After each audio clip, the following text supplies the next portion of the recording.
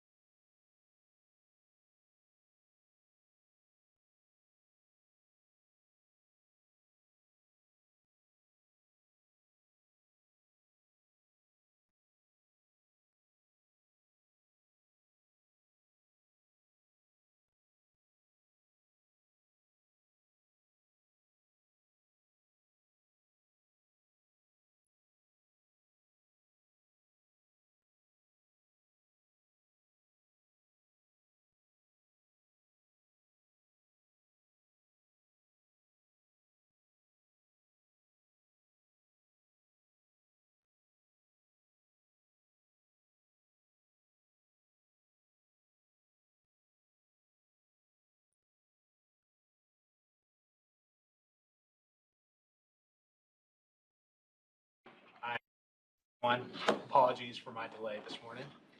Thank you all for bearing with me. We'll start this meeting here with just a brief roll call. Laura Kay, if you could please call the roll. Chairman Inkajad. Present. Claude Presnell. Present. Ashley Neighbors. Here. Lauren Spires. Ms. Dory Hicks. Here. This is Lauren Spires. Commissioner Schwinn. Dr. Lemmings. Present. Cyrus Vanendus. I'm present. And Mr. Charles Harper. Present. You have 8, Mr. Chair. Great. We do have a quorum. For those who are participating virtually, just a reminder, please, when you speak, make a motion or second a motion, please identify yourself for the record. I apologize. Peter, do we not have a quorum physically? Did I miscount? We do not. Oh, okay. So we do have a statement of necessity for virtual participation that I will need to read for the record. Or Peter, would you read that statement, and then we'll move forward. Sure. So Chairman Inkajad and members, as the introductions have indicated, we do not have a quorum that is physically present here in the conference room. As such, Tennessee Code annotated 8-44-108B2 requires that the board make a determination that a necessity exists in order for a quorum of members to participate remotely.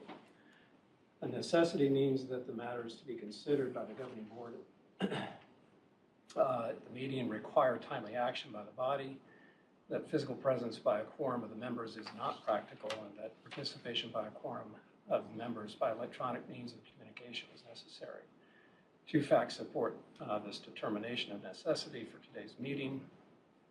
First, today's decision items reflect changes made by public chapters 1107, 1116, and 1125 of the 112th General Assembly, and require timely action by the board to allow TSAC staff, our institutions of higher education, and other partners and stakeholders to continue to serve students effectively and efficiently.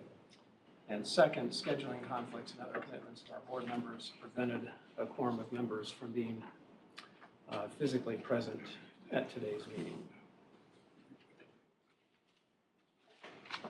Do we have a motion to approve necessity? So moved. Do we have a second? This will be a roll call vote. Laura Kay, if you could please take the vote. Mr. Chairman. Aye. Claude Presnell. Aye. Ashley Neighbors. Aye. Lauren Spires. Aye. Dory Hicks. Aye. Commissioner Schwinn. Dr. Heidi Lemmings. Aye. Cyrus Vanendus. Aye. And Charles Harper. Aye.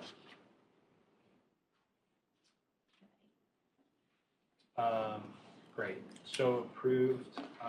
We will proceed virtually pursuant to Tennessee Code annotated.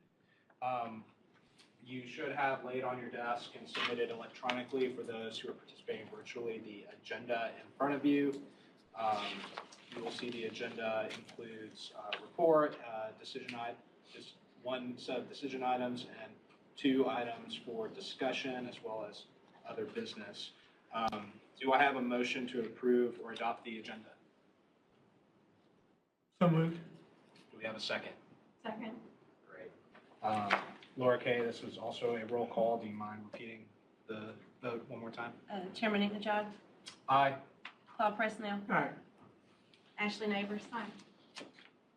Lauren Spires. Dory Hicks. Aye. Commissioner Schwinn. Dr. Heidi Lemmings. Aye. Cyrus Vanendus. Aye. And Charles Harper. Aye.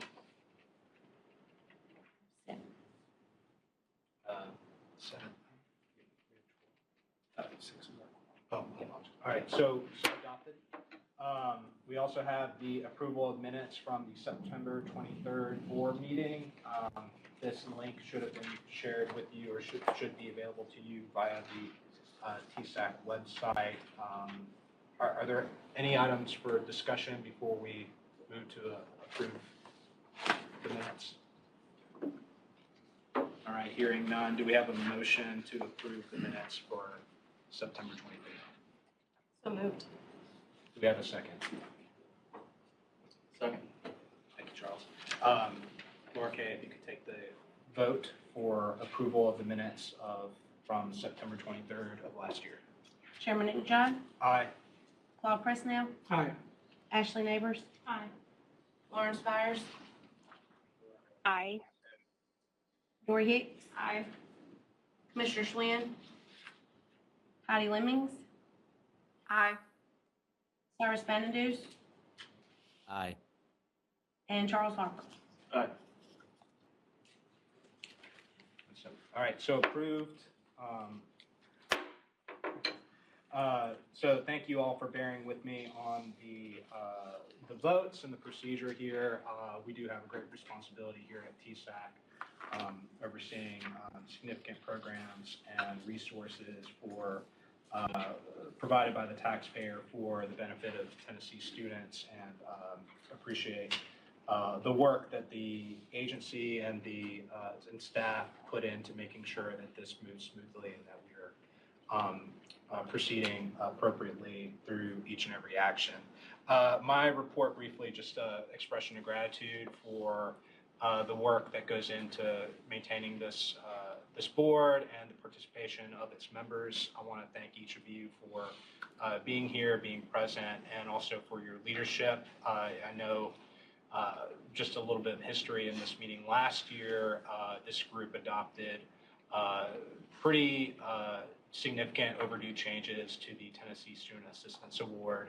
I will say, from representing the governor's office, that they provide some real policy inspiration for us and helped us move towards the next stage of development for pretty significant legislation expanding the Hope Scholarship and dual enrollment grant programs, which benefit tens of thousands of students here in Tennessee every year. And so continuing in that, I look forward to working with this group and continue to hear great insights and great ideas and opportunities for improvement. I think the higher education landscape is changing. Our student population and demographic, their needs are changing. And so with the historic programs that this group oversees, we will consistently have opportunities to do better. And I just want to say thanks to all of you and each of you for your support in doing that.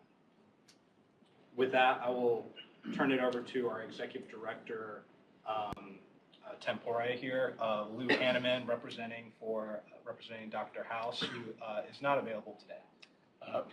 And a pale stand-in at that, for sure. I would just reiterate very briefly some of your comments. It's a real testament to Governor Lee's leadership on the financial aid front, as well as the work of this board, work of the General Assembly, and in particular the work of the staff who put together those bills last year. I mean, arguably the largest sea change in, lottery financial aid since 2008. A really incredible accomplishment. And so good job by all. And, seeing all of these rules, this is where it goes live. This is where it directly impacts those students. And so, I think that's a testament to the work of this board and others. That's all I have to say. Thank you, Lou. So moving on to the agenda, it is relatively longer. It was longer than our previous meeting, but I think we'll be able to move through this fairly quickly. Brett, will you present items A through I of the decision items here? Will do. Thank you, Chairman. And as you mentioned, it is long, and unfortunately, due to the nature of the rulemaking process, it does require a roll call vote after each one. I will say at the beginning here, a lot of what we've done with all of these rules is cleanup. We have deleted a lot of unnecessary provisions that are exactly word for word in statute. As you all may well know, whenever legislation changes a particular program in statute, there's a rush to change rule if there's something inconsistent with that. A lot of our programs are pretty prescriptive in statute, so we took out things in most of the rules that were just duplicative of that. But I'll highlight some of the changes we made that are significant. I won't go over every single one again unless you all have questions based on the red lines. So I'll start with I'm sorry. Not to interrupt, everybody has. So you will also have a short rule revision summary in your packet. That makes on the left side of the insert, just call for everybody's attention. So please continue, Brad. So the first decision item, 1A, is the Ned McWhorter Scholars Program rules. The only new feature in these rules is we have increased the GPA from 3.5 to 3.75, and we've increased the ACT from the top 5% to the top 3%. The reason for that is we were getting so many applications that were getting denied. This just sort of shrinks the pool of those that won't get it, if that makes sense. It's only the top, what is it, Tim? The top percentage of applicants? It's like ballpark 50-ish, or 100 to 125 out of 1,000, Right. at least 1,000. So it's really just sort of to tighten the applicant pool, because we were doing such a small percentage to begin with. We The rest, And that was because of funding? sure. Right. Yeah, in looking here, we've not selected anywhere from 850 to about 1,300 students per year over the last 4 to 5 years. So. And this is still a matching program, right? Yeah. So, I mean, there's a strong case for the program because the institution has to provide half of the funding. So, okay. And it is the top. Yeah. Top of the top. I mean, we do get calls from time to time. I'm like, why didn't my child get this? But, and they're bright kids, but it's the penultimate ones. Other than that, we added definitions to make it consistent with other rules. We added prorated award amounts that were already being used in practice, so no real changes there. Brett, the main competitive criteria for this program, what distinguishes successful applicants from unsuccessful, is ACT score. Tim, I'll Yeah. let you answer that. Yeah, and Leah can jump in if I miss something, but typically, a lot of that, we assign a score for leadership activities, and those are relatively few points, but that is what it boils down to. What's the other piece I'm missing, Leah? The leadership, they're, Advanced courses. I'm sorry. Advanced courses. Yeah, so if they took AP coursework, we are looking at the ACT and GPAs, but it does, because these are the best and the brightest, it does many times boil down to what type of leadership for those kids that are really excelling in that area. It will break down to that for those. And there's a committee that makes the decision. It's not just. And so would it be right to say that even with this increase of the bar to top 3%, there will still be some population within that 3% who, against these other criteria, don't make it? Almost all of them. It's really a small percentage that get this, so. Great. Thank you. So I guess we'll need a motion. Oh, yes. Do we have a motion to adopt Rule 1640-01-09? We'll need that language too, Pete. Authorize the executive director. In the motion. Right, yes. Oh, I yeah. apologize. So Yeah. what's the proper motion? Well, to adopt the rule and to allow TSAC to make corrective language as recommended by. It's in the decision item, I'm sorry. It's under the staff recommendation, number 1 and number 2. If the motion could conform to that language, it would be appropriate. Okay.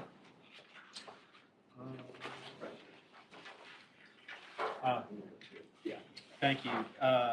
So the recommendation, to clarify, and thanks, Brett, for pointing me to this, the adoption motion, we need a motion to adopt Chapter 1640-01-09, combine in that motion authority for the executive director to make necessary technical corrections as suggested by the city attorney general. Do we have a motion to adopt and to authorize? So moved. Do we have a second? Seconded. Thank you. Laura Kay, if you could take the roll. Chairman Najad, Aye. Claude Presnell, Pass. Ashley Neighbors. Aye. Lauren Spires, Aye. Lori Hicks. Aye. Commissioner Schwinn, Dr. Heidi Lemmings, Aye. Cyrus Vandenduce, Aye. and Charles Harper. Aye. 7 7 ayes. All right. So adopted and authorized. Next item on the agenda, adoption of Rule 16400113, Minority Teaching Fellows Program. And again, the real new changes that this rule implements are due to the FAST Act, Public Chapter 1107, as Pete mentioned earlier. That added grad school to, it allows the minority teaching fellows students to use this for graduate school. It does remove freshman and sophomore eligibility. We found that people would start a teaching program as a freshman and decide it wasn't for them. They still had a loan when they got out. We don't, I think as an agency, we're trying to avoid anything that would increase student debt. So the act removed that freshman and sophomore eligibility and added grad school eligibility. The rest of the changes are in line with the others I've mentioned for the other rules. Any discussion or questions for Brett? Just a brief comment. I think that's a point well taken, Brett. I think we're always trying to learn from our experiences in these programs, and particularly if we have a higher percentage than intended of undergraduates who are, for lack of a better word, failing out of the fellowship. That's a situation where we could probably do more with these funds by being more effectively targeted. So, But it also, not to interrupt, sorry, Chairman, it also provides for those who maybe they've gotten a bachelor's degree already, but they decide teaching is a field for them. You can go back to graduate school, get that licensure, and use the fellowship program for that. great. So with that, do we have a motion to adopt the rules and to authorize the executive director to make necessary technical corrections? So moved. Do we have a second? Second. Thank you, Ashley.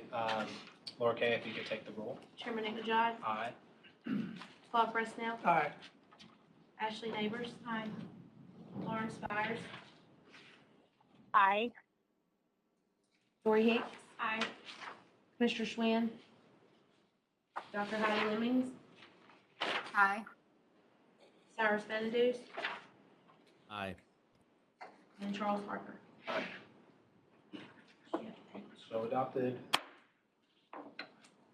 The next program, item 1C in your tab, is the adoption of Rule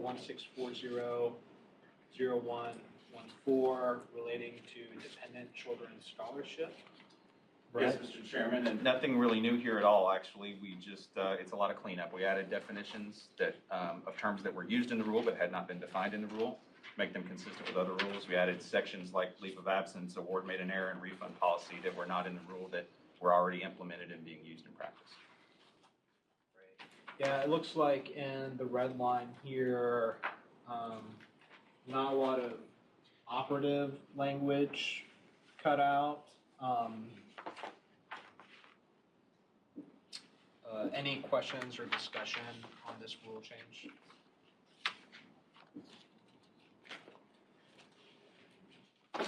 Thank you. We'll receive a motion to adopt and authorize the executive director to make technical corrections. Is there a motion? So moved. Is there a second? Second. Laura Kay, if you could please take the roll. Chairman Najad, Aye. Claude Presnell, Aye. Ashley Neighbors. Aye. Lauren Spires, Aye. Ms. Lori Hicks. Aye. Commissioner Schwinn, Dr. Heidi Lemmings, Aye. Cyrus Vandenduce, Aye. and Charles Harper. Aye. You have 8, Mr. Chairman. Thanks. So adopted. Next decision item D is the TELS rules. Chapter 16400119. Brett? Yes, as you all well know, this is the Tennessee Education Lottery Scholarship rules. There are several programs that fall under this. The only change to eligibility in this, despite all the red ink you see, is in line with PC 1116 of this year that expanded eligibility to the HOPE Scholarship for non-traditional students to those who meet the independent criteria of the FAFSA.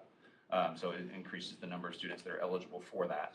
The rest of it, even though you'll see there is a lot, this is the rule that probably had the most duplicative language in it from code, and it just really isn't necessary to have in a rule to say, review, go back to the statute and look at it, But we aligned some of the definitions with others. We made sure it was clear about when a student could receive an award for less than half time, the last semester before graduation, things like that.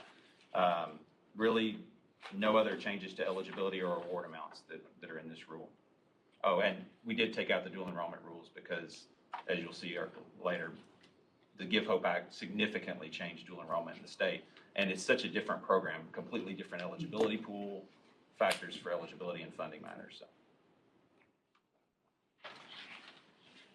Thank you. And just to confirm for this group, the changes on non-traditional students, that just changes the eligibility from a student perspective. Yes. Great. It increases the pool of eligible applicants for the non-trad scholarship. Thank you. Any other questions or discussion of this rule change? Okay, hearing none, we'll receive a motion to adopt the TLS rule amendments and to authorize the executive director to make necessary technical corrections as needed. So moved. Do we have a second? Second. Laura Kay, if you could please take the roll. Chairman Najad, Aye. Claude Frissfield, Aye. Ashley Neighbors. Aye. Lawrence Byers, Aye. Lori Hicks. Aye. Heidi Lemmings, Aye. Cyrus Vandendues, Aye. and Charles Harper. Aye. You have 8, Mr. Chairman. So adopted. Next item on the agenda, item F, is the Helping Heroes Grant Program Rules, 16400122. Brett? Yes, sir. Again, no changes to eligibility or award amounts here. This is purely cleanup. Took out a lot of terms that weren't used in the rule, added the other standardized provisions to be consistent with the other rules, like exceptions to the minimum enrollment level requirement, aligned the appeal and exception process with other rules. We did take out section .08 that was calculation of post-secondary cumulative grade point average. In practice, we had always relied on the institution's calculation of GPA based on their policies, so this section was not operative. We took it out. Any questions or discussions?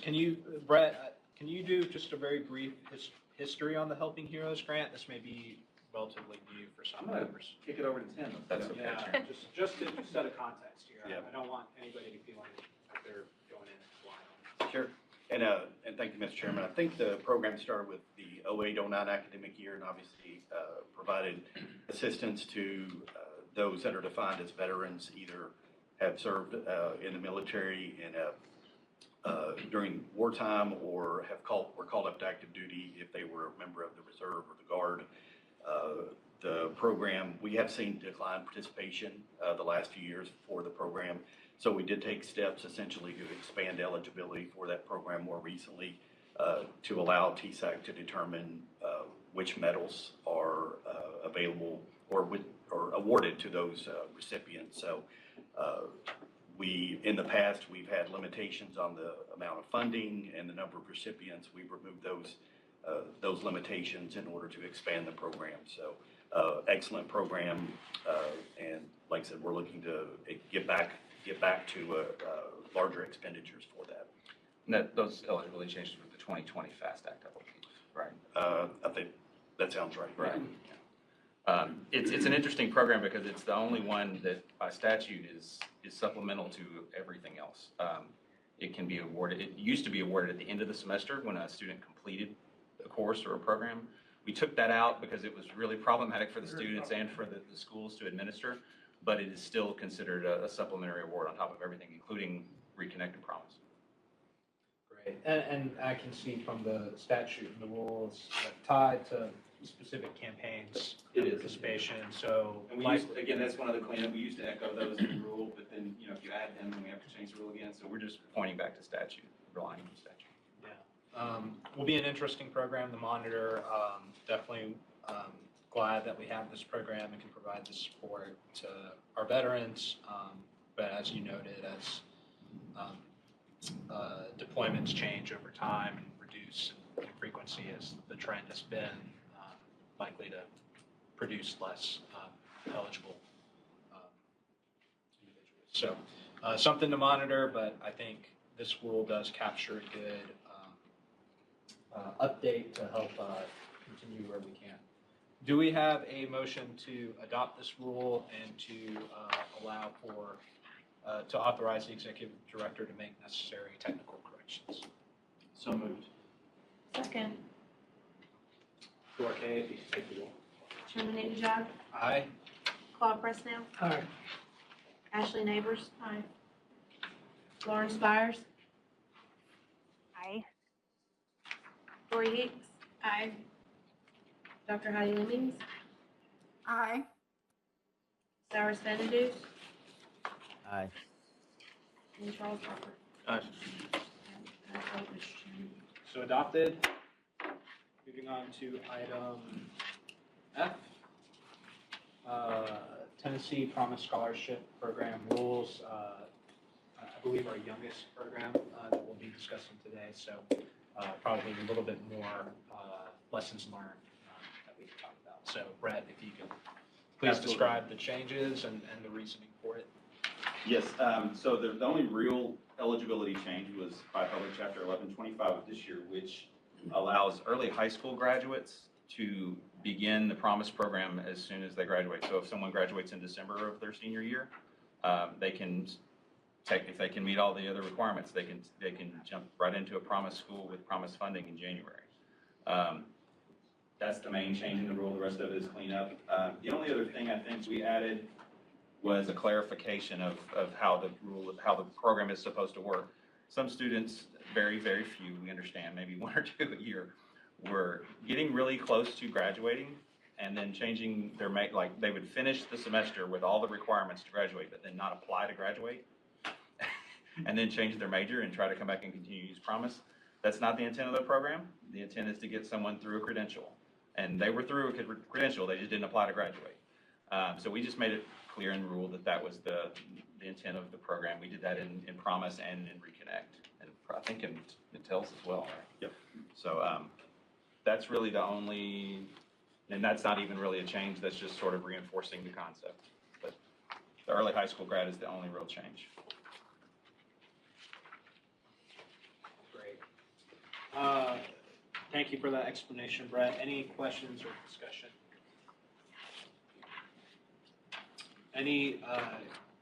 Do I have a motion to adopt this rule change and to authorize the executive director to make technical corrections? Second? Second. Thank you. Laura Kay, if you could take Chairman Ajay? the roll. Aye. Claude Presnell? Aye. Ashley Neighbors? Aye. Lauren Spires? Aye. Lori Hicks? Aye. Dr. Heidi Lemmings? Aye. Cyrus Vandendues? Aye. Charles Harper. Aye. 8, Mr. Chairman. So adopted. Last item, well, is this the last item? No, we got a couple more. So, apologies. Got excited. Decision item G, Tennessee Reconnect Grant Rule, some additional legislative changes here. Brad, if you could please explain those. Yes, sir. The only real change in eligibility is it was part of the Governor's Give Hope Act that expanded eligibility to age 23 regardless of FAFSA filing status, whether or not they're independent students. They used to have to be independent students. Now, just age 23 and you're eligible. So we're trying to close that gap between other programs like Promise, Hope, and then Tennessee Reconnect. So that's the main change to that rule. Just some other, again, along with the rest of the rules, just cleaning up. And having been personally involved in that, I think this is a good example of us looking to be responsive to the consumer. I think we're seeing some changes in how and when young people leave the home, and identifying some opportunities missed for this program to help move individuals onto a pathway to independence. So something we'll continue to monitor, and hopefully we'll see successful use of this new eligibility. So thank you for your work on that. Any other questions or discussion of this rule? Hearing none, do we have a motion to adopt and to authorize technical corrections by the executive director? So moved. Second. Then the second. Thank you. Laura Kay, if you could take the roll. Chairman Inderjod, Aye. Paul Presnell, Aye. Ashley Neighbors. Aye. Lauren Spires. Aye. Shirley Hicks. Aye. Dr. Heidi Lemmings, Aye. Cyrus Vandendues, Aye. and Charles Harper. Aye. Mr. Eight. Chairman Hosebait. So adopted. Item H, dual enrollment grant program, similar to the previous. Brett, if you could please explain these changes in a bit more detail. I think that they're maybe of interest. Absolutely. And this is a brand new rule. As I mentioned earlier, the dual enrollment program rules were part of the TELS rule originally. We pulled it out, and again, it's a significant, this is the Give Hope Act that we mentioned earlier that the governor's office championed was a significant change in dual enrollment in the state. High school students, no other funding available to them for college work. Obviously, we all know the benefits of dual enrollment. So the purpose of the Give Hope Act, or the dual enrollment part of the Give Hope Act, was to allow any student in Tennessee, regardless of need, to have the opportunity to get either a TCAT credential all the way up to, I'm sorry guys, 1296, is that the number of clock hours? Or a full semester of college, 15 semester hours of college, tuition and fee free. So the act provided, it increased those levels of what would be free. You know, as you all are aware, it was 2 free classes, and then part of the next 8 classes were covered. We also have tied this to the tuition and fee rates at the Tennessee Board of Regents. So there is, for the first time, an escalator. I hate to use that word. I was told not to use that word. Sorry. It is a bit of a, you know, to fight inflation, we'll say, maybe. I don't know. But before, the schools were all limited to a flat amount per course. And I'll to say, you know, to their credit, I don't know if it's most schools, but there were a lot of schools that would still scholarship the rest of it, which was great. And so that was part of the inspiration for us, I think, and for the governor's office when putting this together. But so those big changes there, tying it to the tuition rate, so it goes up with TBR's tuition, which is, as you probably are aware, is controlled by TSAC. They can only raise it so far within a range each year based on economic factors. It also allows, this is a pretty big change, it allows for the dual enrollment grant to be used by 9th and 10th graders at a TCAT. You know, as we mentioned, the 1,296 hours. We found that the reports we were getting from schools and from TCATs is that just due to the high school scheduling, you couldn't get enough clock hours for a high school student in the 11th and 12th grade to complete a significant credential. And, you know, this drop down to the 9th grade was, you know, if you can meld that dual enrollment into the regular CTE programming that the high school has, then they can come out with a credential that can get them a job right out of, you know, they don't have to wait for capacity at a TCAT, wait for, you know, to drop in line with whatever class is already in session. So we did remove also the provision that would deduct courses 5 through 10. If you used the grant for courses 5 through 10, you had to deduct it from your first year's Hope Scholarship previous. That came out of it, so that's no longer a factor. We actually heard from Jonathan Button at TBR yesterday. he said that's so far from what he's hearing from their schools, that's a significant factor in people wanting to do more in dual enrollment this year already. So I think that it didn't surprise us, but we didn't know that would be as big of a deal as it seems to be, at least for the TBR schools. Again, we removed unnecessary duplicative language that had existed in the previous dual enrollment rule. And I think, did I miss anything on that? No. Okay, but that's it. No, that's great, great explanation. I think just a few comments.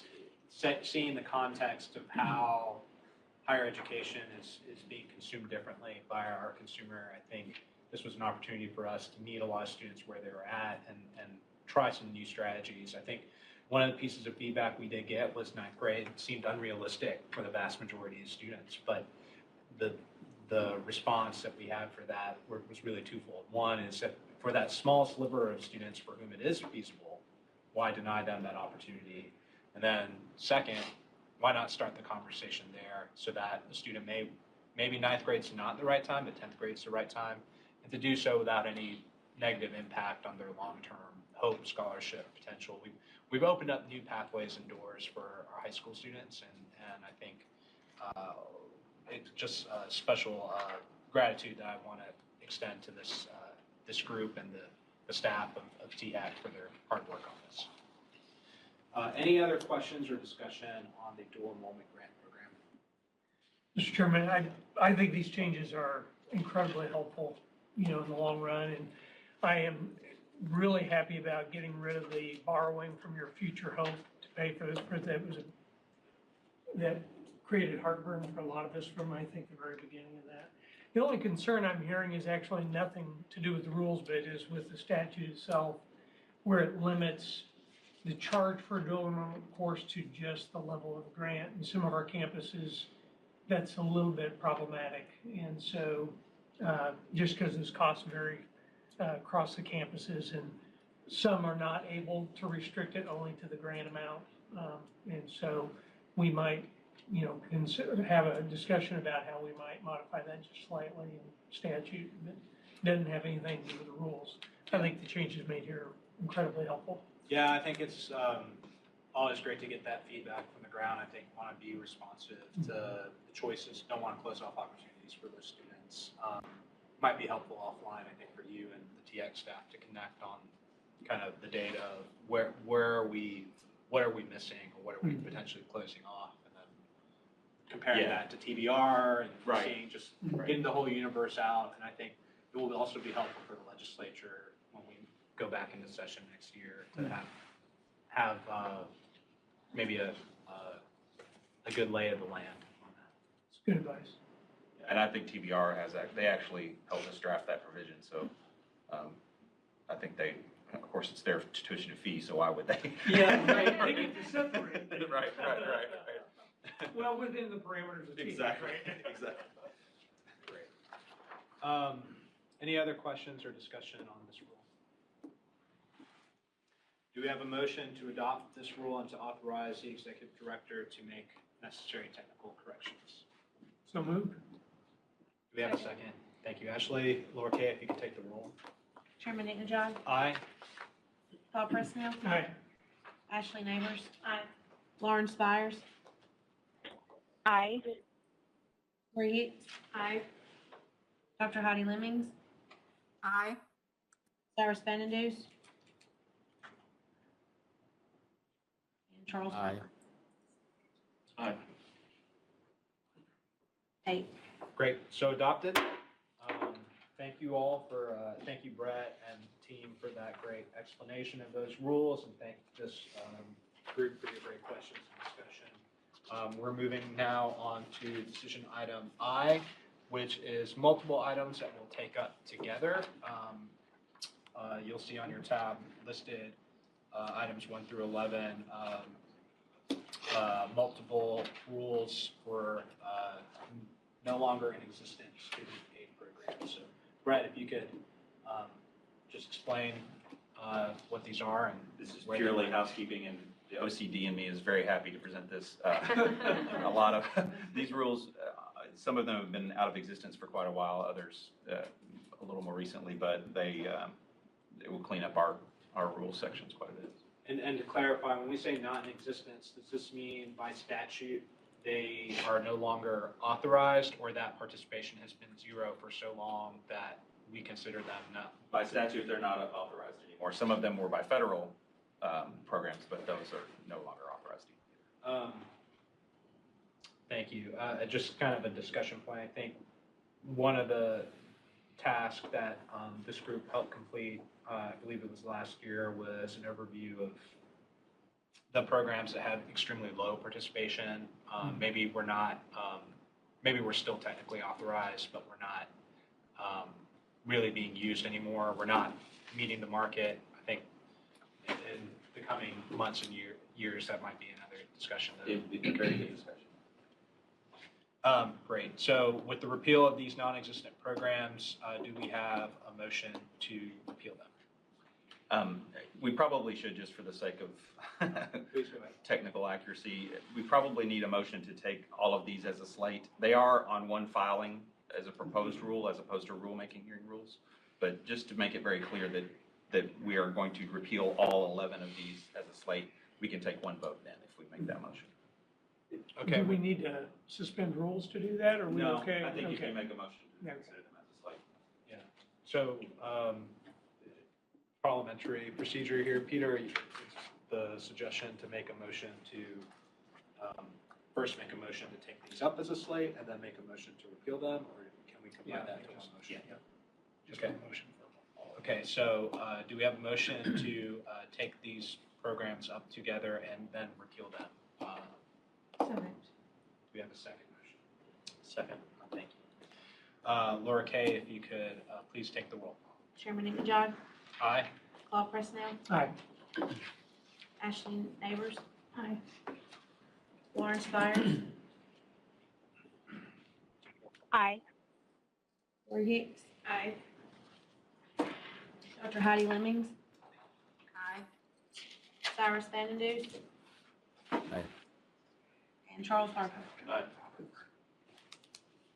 Tell you, Mr. Chairman, you know you're getting long in the tooth when you know when some of these were started. You know, you're going down memory lane here. Yeah, wait a minute.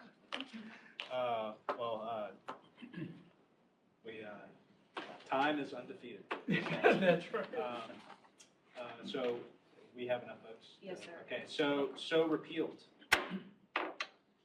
Thank you. Now moving on to the next item for discussion, item J, selecting board officers for next fiscal year.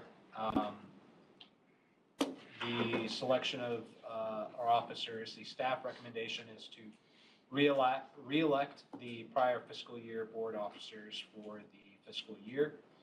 Do we have any questions or discussion of this item? Do we have any explanation by staff? This is just required by our bylaws to appoint a slate of officers each year. And so this is a re-election of the current or previous year's officer. Great.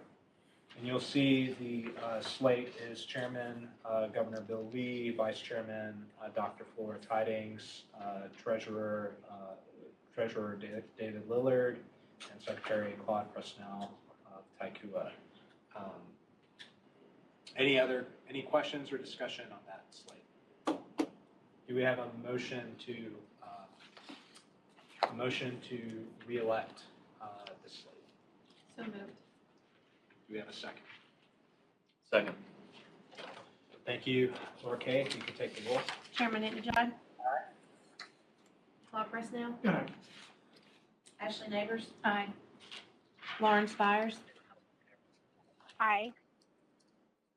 Lori Hicks. Aye. Dr. Heidi Lemmings. Aye. Cyrus Vandendues. Aye. Charles Harper. Aye. F eight. So elected. Next items on the agenda are discussion. So no additional votes necessary today. we will turn to Tim to provide an update on the lottery scholarship and the, I assume, other grants and scholarships. So Tim, if you could proceed. Yeah, thank you, Mr. Chairman. Some of my comments will be a repeat of those made by yourself and Lou, but obviously we've discussed it, the increased HOPE awards for the current year, the expanded dual enrollment. I will say, as a dad who's going to have 3 in college next year, I'm most appreciative. So that every little bit helps. But also want to thank Charles Harper and the financial aid officers throughout the state. So we couldn't do what we do without their assistance, their help in administering our state aid programs.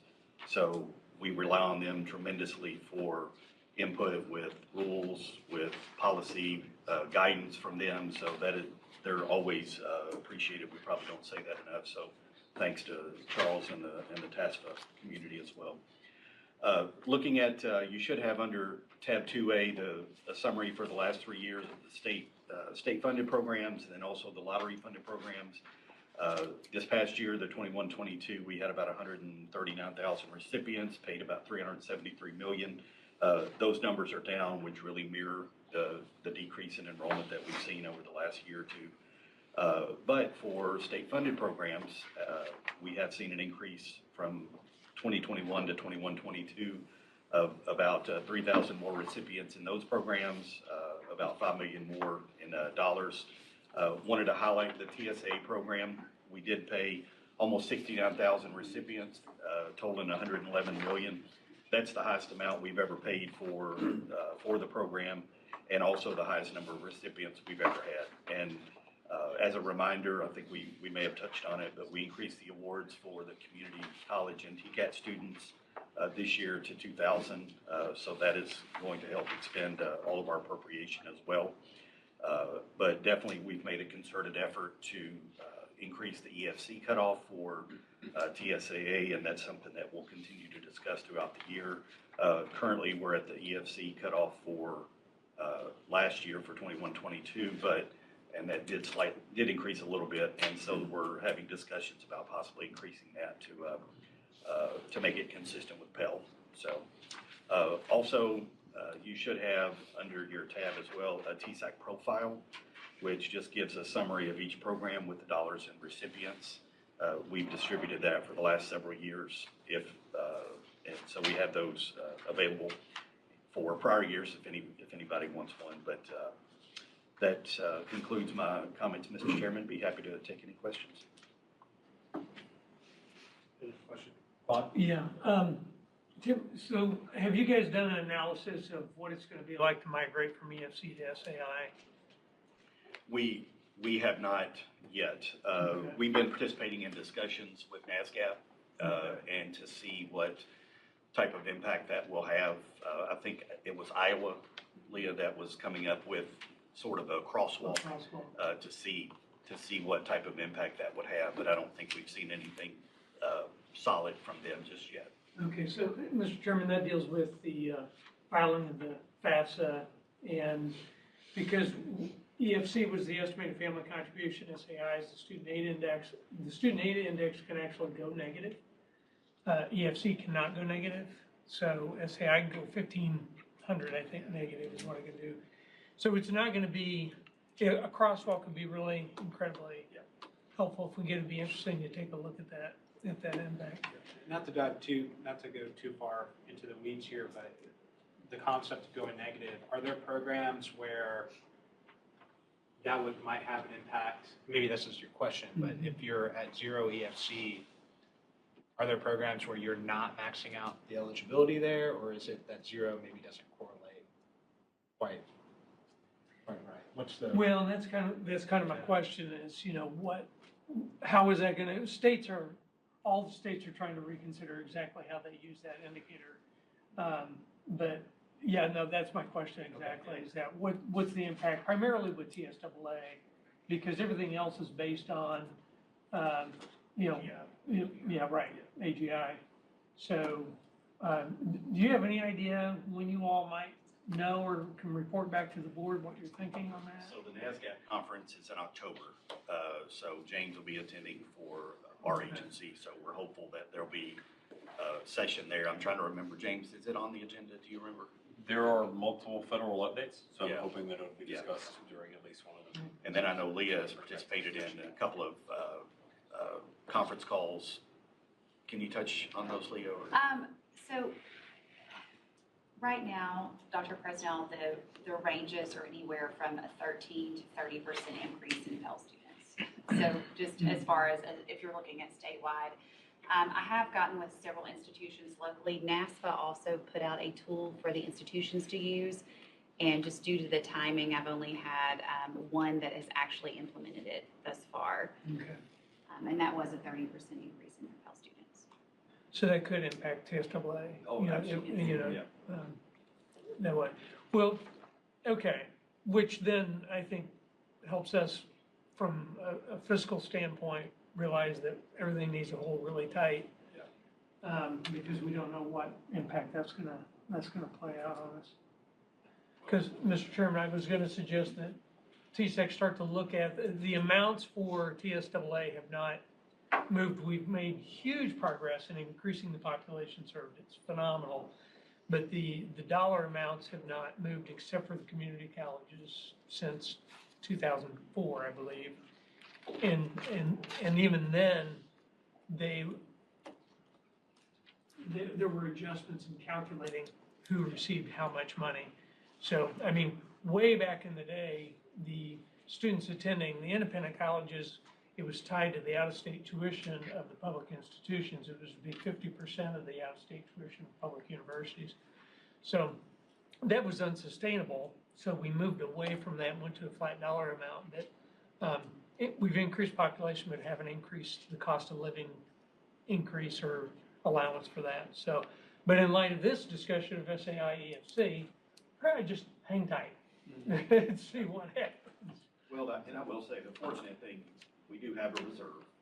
So we have not a huge amount of flexibility as far as if we're talking about increasing recipients up to 30%, but Right. we've got something to fall back on. So, and we've made an intentional effort to try and spend that reserve down per the wishes of the board. So we do have a little bit of wiggle room there to work with. And that'd be the best use of the reserve versus trying to think about any grand amount changes, I think, so.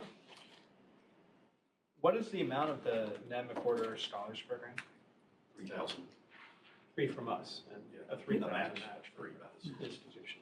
And does that supplement other awards? So if a student receives TSAA, can they also receive the Yes. Scholars Award? Yes. Supplements hope, supplements TSA. Yeah.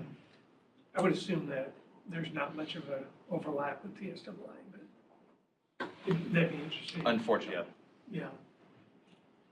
And the only reason, Mr. Chairman, that I passed on that is because, you know, the institutions are fronting half of that money too. So the amount, it's a great program, matching program, and the funding on that's been really stagnant. And my thought is it'd be great if the legislature might consider, or the governor's office, I'm not going to put it on the governor's office, but if the legislature might consider an increase in that program.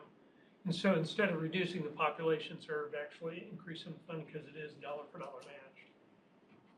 So, It's an interesting program, for sure. yeah. With the, going to the lottery program, the award of $372 million, do we have a calculation yet, or will we have a calculation by the end? When will we have a calculation of how much additional earnings or proceeds were not used? I assume we're not, there's some balance remaining after that, right? Yeah, I don't remember Not the court. the exact transfer from the lottery in 21, 22. Was it about Do you recall that number, Dory? 80 million surplus? From the lottery to promise. Last year, we transferred 124 million. Do we know what it is for 21, 22 yet? Yeah. For the current year, I think we're estimating like 128. So, sorry, this is I may have forgot, but all of the additional proceeds go to Promise. No, there's none retained to go into the corpus. Okay. Right. Okay, great. All right. Any other questions or discussion on these programs? And one thing to keep in mind too, with the 120 million surplus that was transferred to Promise, we also lost about that much in earnings. Oh, This yeah. year. So it was almost a wash. Ashley, is that your fault? I do not take responsibility. I blame it on the market. We do have, this isn't including the calculation, but a heads up that sports wagering earnings are pretty good, like cover the cost of Promise more than that in the current year, so, well, from 22. So that is like another pot of money that's gonna start flowing into the lottery and thus into Promise. Hopefully they'll let us retain that. Yep. Yeah, for sure. Yeah. Well, a good time to be assessing and thinking strategically about the universe of these programs, thinking about where can programs be more impactful, where programs maybe are having a low impact and need to be reoriented, not just from a financial point of view, but I know each of these programs require staff time and work to implement. So I think the more we can continue to move the ball down the field in terms of right sizing and focusing our efforts, I think the better job we can do in the long term. So thank you for that discussion. James, we now have you on the agenda for a Promise of Reconnect update, which I think some of my questions actually got to, so we'll let you. Sure. Thank you, Mr. Chairman, members. Just a very brief update on Tennessee Promise, Tennessee Reconnect. So here we're looking at a preliminary result of the class of 2022, so those that are enrolling in the fall of 22. So the application cycle from August 1 to November 1 of 2021 closed with a roughly 62,700 students. It is a slight decline. This is the first year we experienced this slight contraction in applications. We could relate some of that to COVID, to just any number of things, but it's an impressive number nonetheless, but it is a slight contraction there. FAFSA completion, submission deadline March 1, we still had 53,000 students, so in the same range of 80+% of students having submitted the FAFSA. At the same time, those students were required to attend a mandatory meeting. Due to COVID restrictions, that meeting was offered as a webinar, so it was a virtual meeting. And so students, I would place some credit to the attendance number at 47,000 because it was a webinar. They did have to view that webinar by March 1st, so it was open, I believe, in October. So they had a significant amount of time to view the webinar. Okay, and so if they chose to not view it by the 1st of March, then those students, we had roughly 6,000 students who chose to not view it. So at that point, as I'm looking at this, I see that those students had made a decision to attend another institution. Not that there weren't opportunities to view the webinar, they just made the decision to not view it, right, because of attendance at another institution. Then the July 1st community service deadline, we had nearly 30,000 students, which is a tremendous number of students having done community service. One note there, we did offer, our partnering organizations were offering virtual community service opportunities. So while students could participate in live community service, there were still students who were participating through our virtual opportunities, whether it was virtual job shadowing webinars, just leadership webinars, things of that nature, professional development type of opportunities that were out there. And currently I'm coordinating with our partners at the Tennessee Board of Regents to match our applicant file to a 14th-day file to get us some preliminary results on enrollment. And then that number will shake out as the fall semester continues on. So just kind of looking at our traditional arc from application to enrollment. So then transition over to some first-year participation and success. This is a lot of information, so I don't want to read it off here, but it's just basically this is a repeat of the first slide.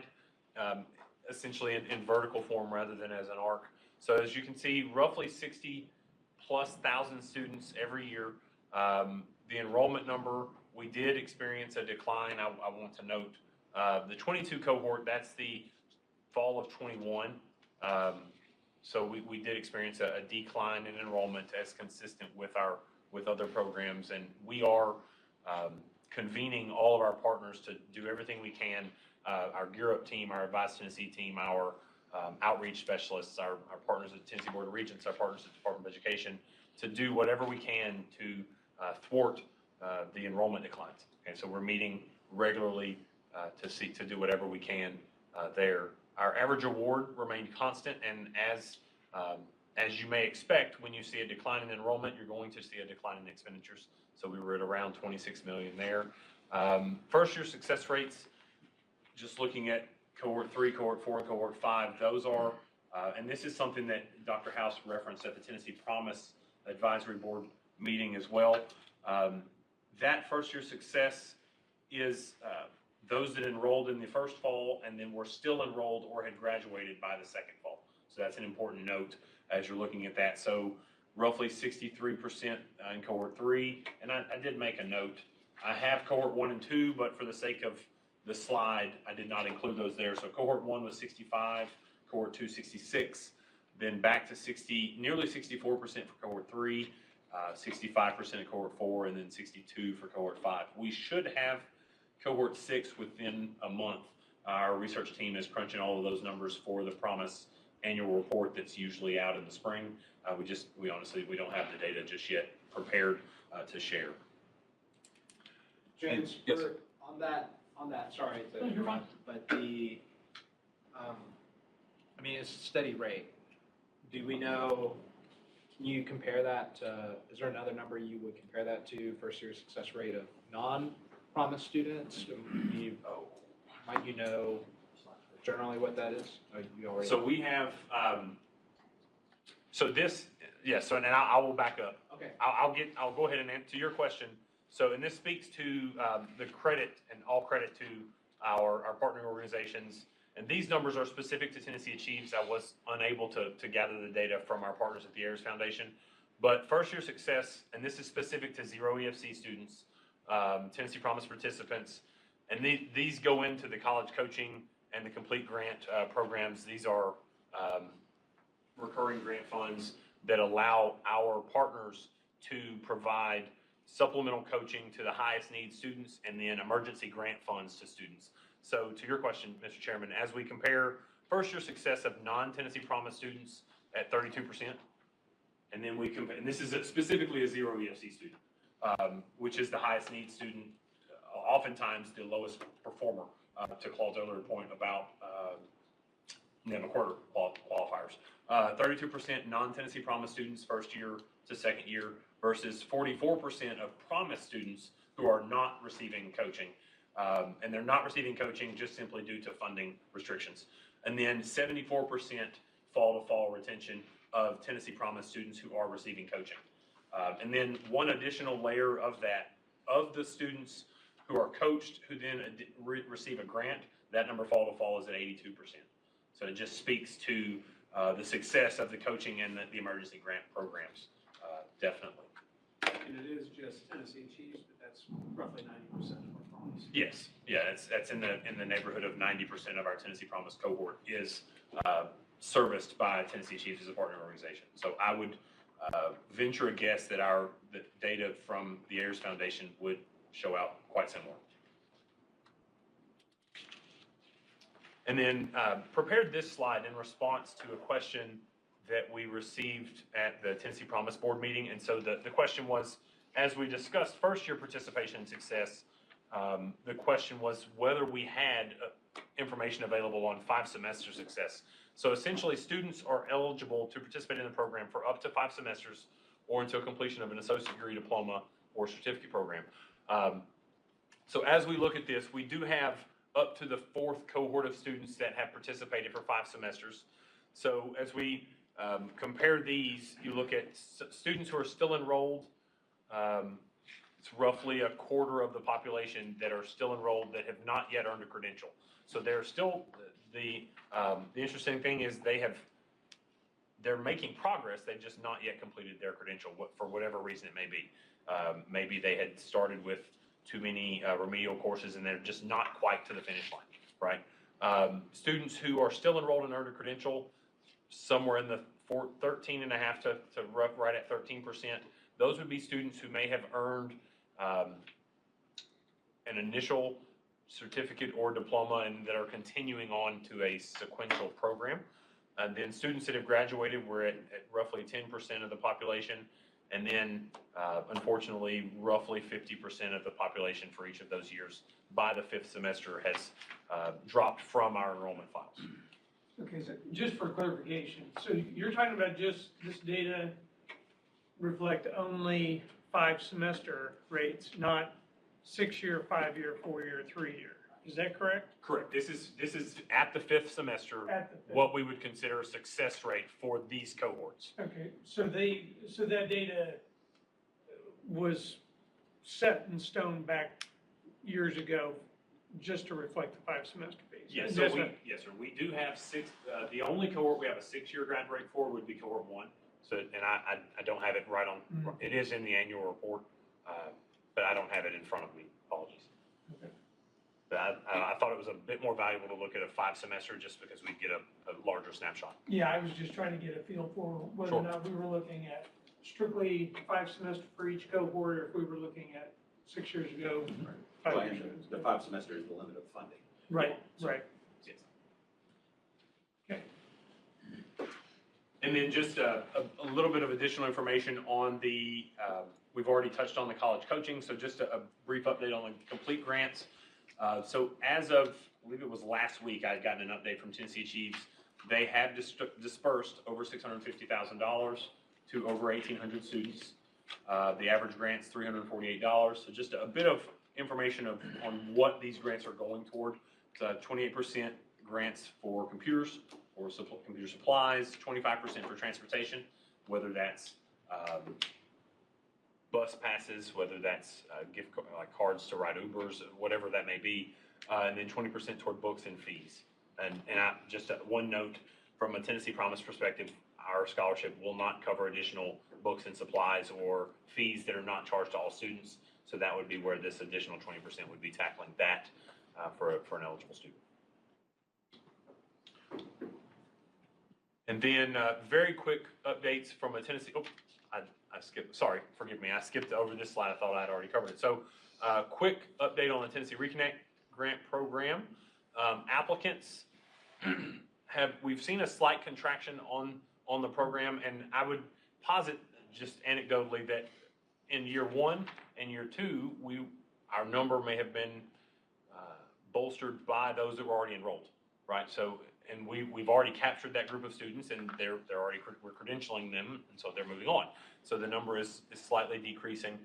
The total enrolled number, I want to mention here, for those who may be familiar with what we've reported in previous years, cohort 1 initially was reported at 16,000, which is still accurate, but I want to asterisk that by saying that effective with the fall 21, we updated policy with some clarification that eligibility is only triggered once a student receives a monetary award. And so we actually updated functional system pieces in FAST. So I don't want to get too deep into the weeds of it, but essentially 4,000 students in cohort 1 were certified as tuition and fees paid by gift aid. So they didn't receive a monetary award, but what we were seeing is students weren't actually receiving a monetary benefit, but they were becoming ineligible. And so that really wasn't the intent of the program. The intent of the program was to assist a student in receiving a credential from a monetary perspective. And so we just clarified that in some policy and went back and made those students eligible again.